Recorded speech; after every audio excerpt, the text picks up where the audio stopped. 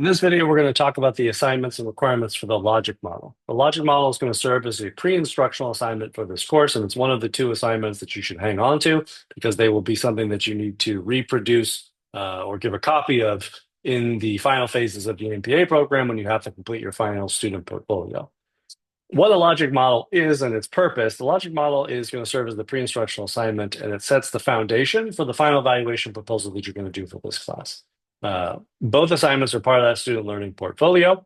The objective of the logic model is to design essentially an overview that will look at a public or nonprofit program of your choice that you will have selected and had approved during one of the discussion board posts. And it's going to detail key elements of the program to guide your evaluation efforts.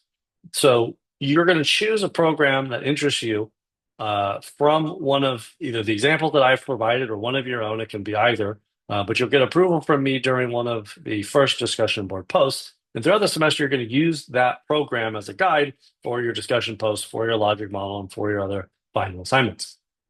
The way that the logic model works is that you're going to build a one-page overview, and what you'll see in the additional slides here that I'm going to talk about is what a logic model looks like, right? But basically what it is providing a synopsis and a high-level overview of what the program is, what they do, the outcomes of the program, target population, some key information that is the foundations of being able to understand the core fundamental operations of the program, who they are, what they do, and what their goals are, so that can serve as the bedrock foundation for your understanding of that program, especially if you're a consultant, there's someone coming in from the outside to evaluate a program that you're not familiar with. Logic models help orient you to what the program is and does as someone who doesn't work there. And so for most of you, if you choose to work with a program that you also don't currently work for, you're going to use this as a guide to help you understand the key information that you need to know about this program to build the evaluation proposal and then do the rest of these assignments. So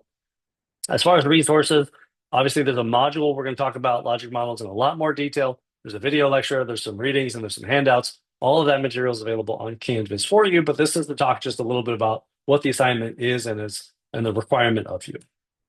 So logic models cover a key handful of things, right? The target population, the specific group that the program aims to help. We work in public health. A lot of our programs do different things. Our programs can vary in terms of their target population. We have an African-American infant mortality program that's helping Black mothers and who are pregnant and have recently born children. We have WIC programs that are designed to help low-income mothers and children and families. We have health education programs designed for people with chronic conditions like diabetes. We have substance use programs for people with addiction problems and challenges. We have different programs designed for people who need tuberculosis care and are of low income status, right? So every one of those is designed to be a health program, but the target population can vary. They are all for LA County residents, right? But that is part of the key. You're going to talk about inputs and resources. I don't expect anybody in this class to be an expert on the budgets and the fiscal revenue source streams and spending behavior of all of these programs. But the fact of the matter is there's some basic information that's available, what type of staff positions they have, how many of them roughly. The websites that you find for these programs may tell you a bit about how much it costs, right? The fact of the matter is some basic idea of what is needed to carry out the mission of this organization, right, should be in the inputs and resource section. So you might talk about how many sites and locations they have, right? Obviously, if they are dependent on, like we have a mobile vaccine van, or we have 22 community nurses that go out and give vaccines to different communities, right? Like you should understand at least the type of positions, even if it's not the exact number. You may not know exactly how much money it takes to run the operation, right? But you have a general understanding of the inputs that are required to execute the mission of the program. Activities, this is where you're going to talk a bit about what the program does. What are the most important interventions, services being delivered that the program offers so that it is clear to someone that is not familiar with this program what the program is and does with the inputs and resources that they have. Then you're going to talk about outputs. Outputs are quantifiable measures of productivity that result from activities, right? So if I have nurses going out into communities to give vaccines with a mobile van, I might want to know how many vaccine appointments we have. I want to know how many shots are administered. If we give multiple types of vaccinations, I want to know how many of which types at the end of each day. how many communities did we go to, etc. Those are outputs. Outcomes are going to be the short, intermediate, or long-term goals or impacts of the program, right? There may be one, there may be multiple. Some initiatives, like Homeboy Industries, for example, are multifaceted. So they have a workforce initiative, they have a substance use initiative, they have, in addition to job training, they have like health, they have housing programs. They may have a lot of different outcomes of focus. Some may only have one thing, right? Our mobile vaccine program is designed to reduce the transmission of vaccine preventable diseases amongst the people who get the vaccines from us, right? So the goal is like, if I'm going out in the mobile van and we are giving, measles, mumps, and rubella vaccines to members of the community, right? Our outcome is to reduce the number of contracted cases of measles, mumps, and rubella amongst people that either live in those communities or received vaccines from us, right? That is not the output in terms of how many shots were given and how many places we went, but the outcome is the impact the activity, i.e., giving vaccines to people, should have had as a result, right? And when we get into evaluation, we're going to then talk about, well, how do I measure the outcome and collect data about the outcome so that I can evaluate whether our program did or did not achieve that end. What an example logic model looks like. This is in the handouts available to you on Canvas. There's a template. There's another version that describes in more detail sort of what information should be put into each of these categories. And then this version that you see on your screen in front of you is an example where I have actually filled out a logic model with the information that would be needed to complete a logic model based off the garbage reduction program in the Chen article that you will all read. So you can see in this example a version of a logic model that is completed with the information. So our target population, actually starting at the top, you can see the program, the NIFU Garbage Reduction Program. I don't know if that's actually what it's called, but that's what I'm calling it for the purposes of the article that you read. There's a problem statement or our goal, right? We want to address environmental problems in the local community by reducing the generation of residential garbage. So our target population, we are focused on the residents of Nifu and Taipei, Taiwan. Specifically, we're talking about those people living in apartments or houses without a garage or a yard who are affected by lack of garbage disposal units in the home, right? The inputs and resources, right? It's not a detailed budget. We are talking about, obviously, they have funding for program implementation. They're mailing letters, carrying out media campaigns, right? Doing outreach to residents. They have financial resources. There are human resources. So there are 48 collection cars and 199 full-time workers responsible. That's not actually in the article itself, right? But this is something that maybe you can find online. If you can't figure out the exact number, right, you should be able to just ballpark what you do know about what types of employees they have, how many sites, etc. And then physical resources. In this example, we're talking about designated spots and carts for garbage collection. That is part of this initiative. And those are the inputs and resources that they use. The activities, as you can see, we mail letters to residents. There's a campaign about this new program to raise awareness and the change of the garbage collection policy. We are imposing, like the primary intervention, we are imposing a no garbage collection policy on Tuesdays to try to disrupt garbage production, hoping that it will force residents to store garbage in their home, and as a result, produce less garbage on those days and reduce the overall amount of garbage. So that is the activity, is that no garbage collection policy.